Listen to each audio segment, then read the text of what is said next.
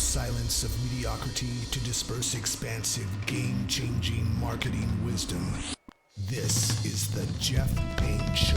Reaching for a higher place than we can reach alone. Get up, get in, it's time to win. This is the Jeff Payne Show. Saturday morning at 8:46 a.m., I got an email. It was 2, maybe 3 sentences, and I read it 3 times. Not because it was long, not because it was complicated, because it was refreshing and uplifting in the best possible way. It was from a friend and client named Dan Goodwin. He's a business leader and owner of Provident 1031. He works hard. He thinks bigger than most rooms he walks into. And he took 2 minutes on a Saturday morning out of whatever was already pulling at him to tell me he was all in and to thank me. 3 sentences, and it gave me an extra bounce in my step all day. That's what I want to talk about today, gratitude. The thing most of us say we have, the thing very few of us actually live. I'm Jeff Payne. This is my podcast. You're listening to episode number 10. And I promise you, by the end of this episode, you're going to put your phone down or stop what you're doing and send someone a message they didn't see coming. Let's go. Here's the problem with gratitude. We've turned it into a practice, a morning journaling prompt, a 5-minute app, a box of check between your cold plunge and your protein shake. 3 things I'm grateful for today: coffee, my health, my family. Done. Box checked. Move on. That's not gratitude. That's a habit disguised as a virtue. Real gratitude, the kind that changes rooms, changes relationships, changes the trajectory of someone else's day, isn't something you do. It's something you are. And there's a massive difference. One version makes you feel better in the morning, and the other version makes other people feel better all day. Without warning, without an agenda. Dan Goodwin doesn't send gratitude emails because he blocks out time for them. He sends them because that's who he is. The man thanks waitresses for a job well done. He sends text out of the blue. He takes a positive angle when everyone else in the room is calculating risk. He's not performing gratitude. He's made of it. That's the standard I aim for. And if you think about it, it's probably the standard you want as well. A few weeks ago, I saw a LinkedIn post that stopped me scrolling completely. It was from Todd Duncan. If you don't know Todd, look him up. He shaped the careers of hundreds of thousands of sales and business professionals. He shaped mine for 30 years, mostly without him knowing it. 10 years ago, Todd heard the words nobody wants to hear: have cancer. Last month, he posted on LinkedIn about being 10 years cancer-free. I encourage you to look at my show notes on jeffpayne.net, episode number 10, and see the picture of Todd and the piece of paper he is holding in his hand and what he scribbled on that sheet of paper. It is life-changing. But here's what got me. It wasn't the survival story, as remarkable as that is. It was how he talked about it. He said cancer stripped life to what truly matters. He talked about losing his wife to breast cancer.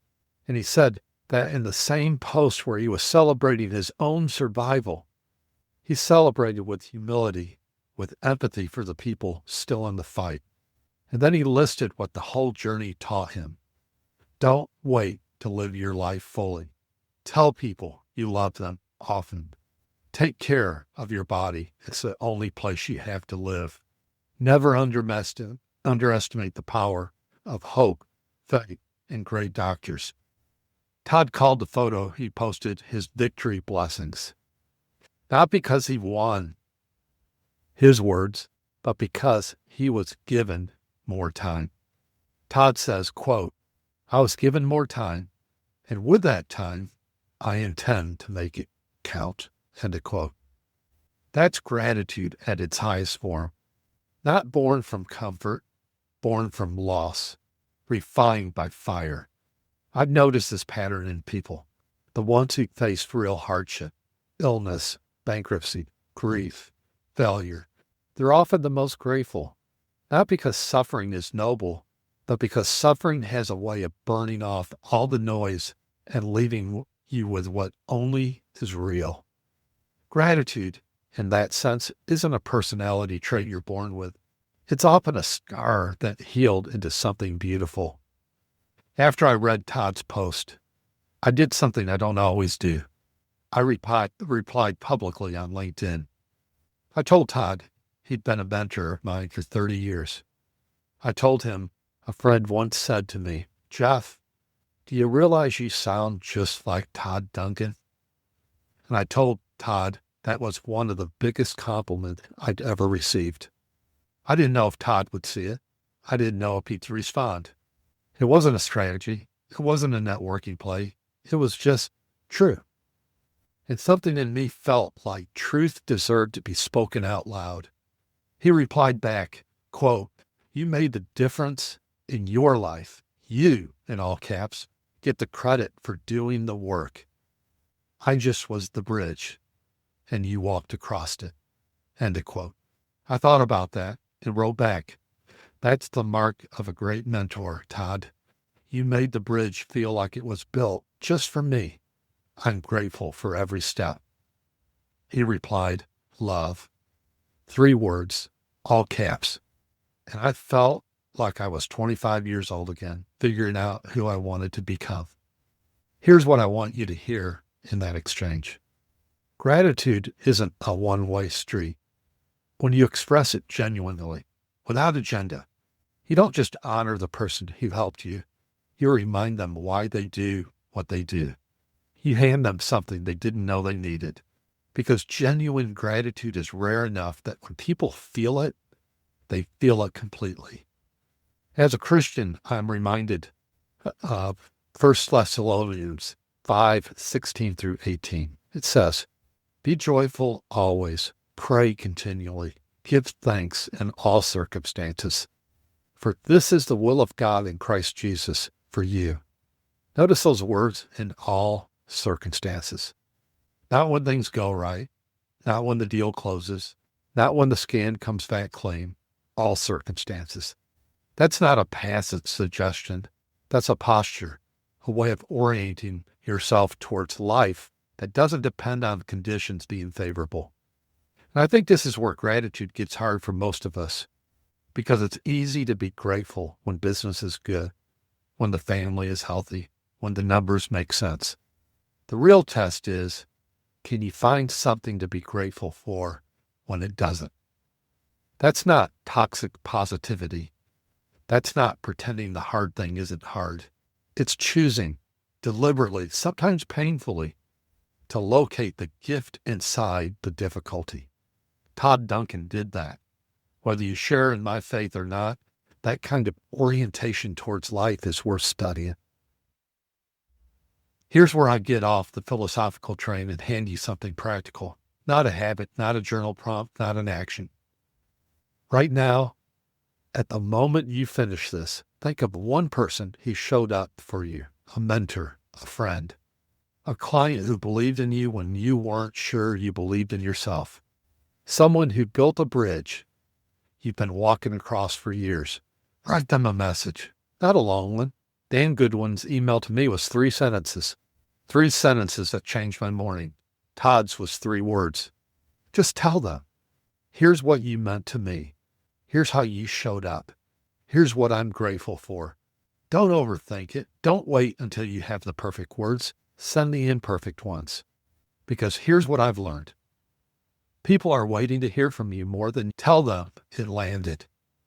I started this episode with an email I got at 8:46 a.m. Saturday morning.